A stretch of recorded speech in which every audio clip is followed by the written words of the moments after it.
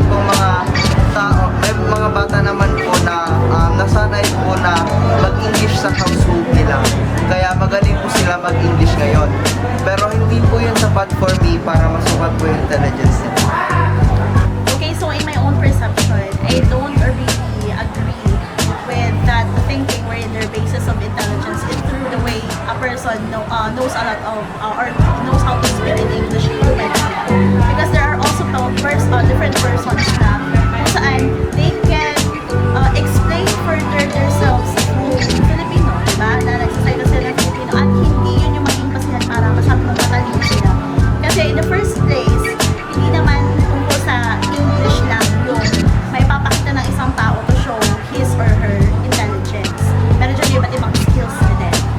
Especially in the different areas or subject areas. So, pag magaling ka bang mag-English, ibig sabihin nun, lahat na rin ng subject areas, magaling ka rin, diba?